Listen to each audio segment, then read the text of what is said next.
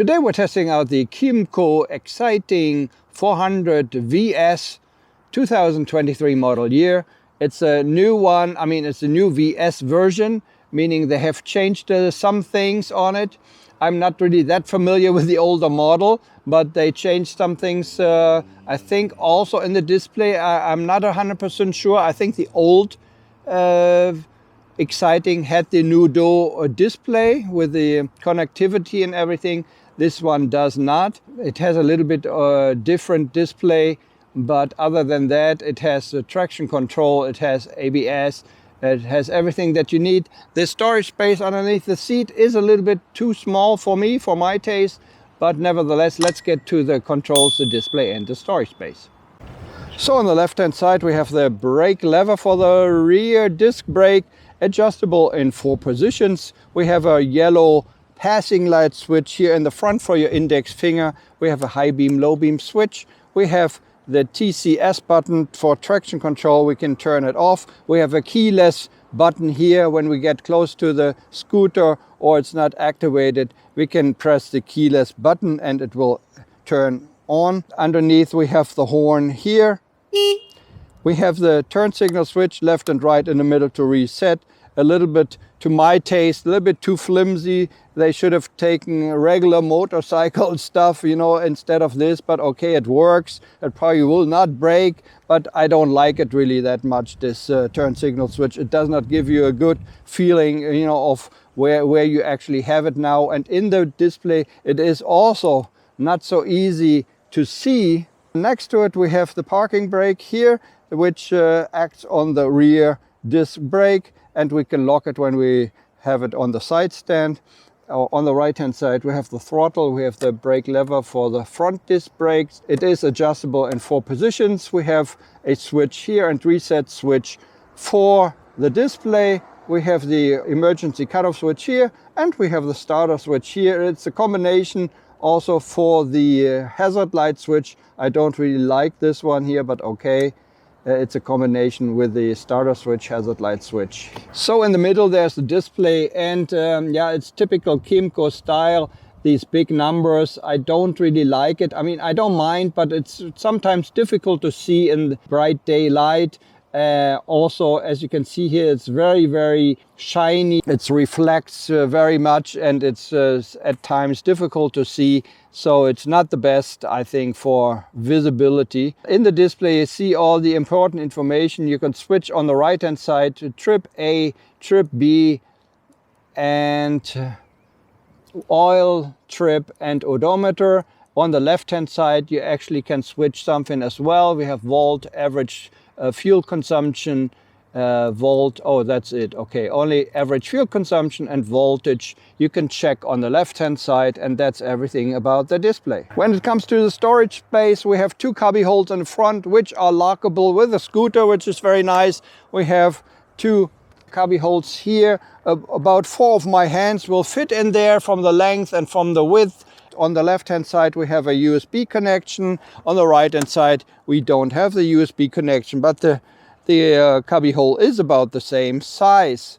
In the middle we have the ignition switch, which is a keyless go system, so you don't really need a key to put in there anymore. To open up the seat, you just press it to the left here and it opens up. So this is what it looks like when the seat is up. The seat actually, the opening is not too wide, but it goes a little bit to the rear. So my helmet, actually it's a Shark Spartan size M, does fit in there if you push it to the rear. It's not too bad. We also have a courtesy light in there, but of course it cannot compete with the storage space of the Forza or the X-Max series.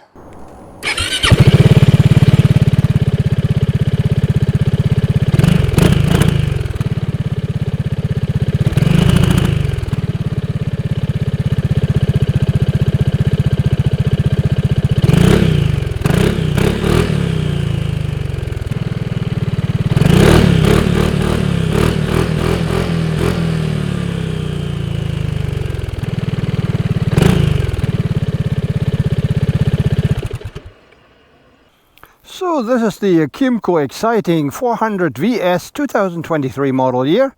and we'll take it out for a little spin. Let's go. So we're on the Kymco XCiting 400 VS. Let's get it started. We press the starter button here and it comes to life. We're on the Kymco XCiting 400 VS. The seat is, not too hard, not too soft, but the first thing that you notice is the lumbar support here in the rear. It is quite dominant and touches your rear there, so for other scooters they don't have such a dominant lumbar support, so if you don't like it you might have a problem. I'm 175. It is not too bad here on this scooter with the legs and stuff, but it's also not very good. But I don't want to say that it's any better than the X-Max or for the series. But legroom could be better. That's the first thing that you notice. Then of course the mirrors, you can see basically everything quite nicely in the mirror, no problems there. The display is typical with these big segmented numbers, typical Kymco display. When it's very bright outside you might get a little problems seeing it.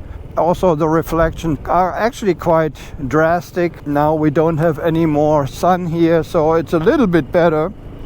But if there's a lot of sun on the display, you have already a problem with it. It's quite quick. It's from the get up and go, quite nice. It has a little bit more power than the rest of the bunch of these 350, 300, 400 scooters. It has 33 horsepower, so it has about 3 to 4 horsepower more than the regular other scooters in this class, which is pretty nice. And the handling is pretty good, and the corners, it rides nicely. You can go through the corners quite nicely. The balancing is right. The windscreen is adjustable, not electronically unfortunately, but you can adjust it by hand in I don't know how many positions. Maybe it's without positions, but it is quite you can pull it up maybe to, well, this is actually the uppermost position here which I have now, but you can put it down about maybe 10-15 centimeters. Quite nice. Go.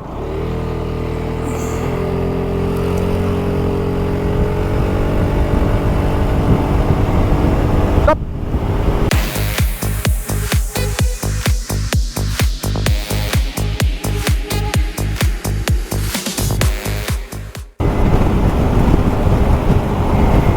Going up the hill here now.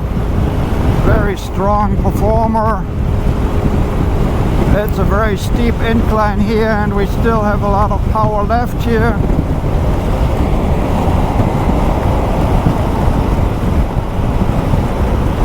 Very good performer, I would say. Yeah, good handling at higher speeds.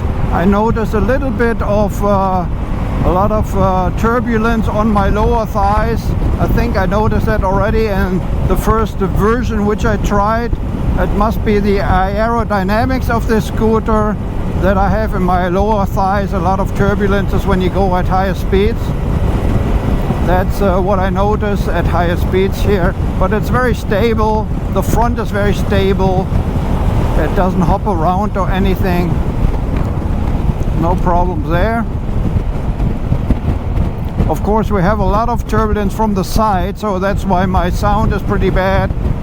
It is unfortunately fairly loud here in the helmet, but it seems to be a good and nice traveling scooter for touring, for taking longer roads here. Definitely nice. And yeah, the seating position could be improved, but yeah, nothing is perfect. But it's definitely a nice, big, powerful scooter for traveling, I would say. Yeah, you would definitely need a top box in the rear there, but because the under seat storage is fairly limited. But nevertheless, a nice scooter, powerful, looks good. I can recommend it definitely. And maybe we should conclude our test ride here already, because we are going into the city now, well, after a while. And then the test ride is over. Yeah, You can see my verdict basically in the little box which I will put on the screen. That's everything. Thanks very much for watching. This is Ben Alright out. Take care. Bye bye.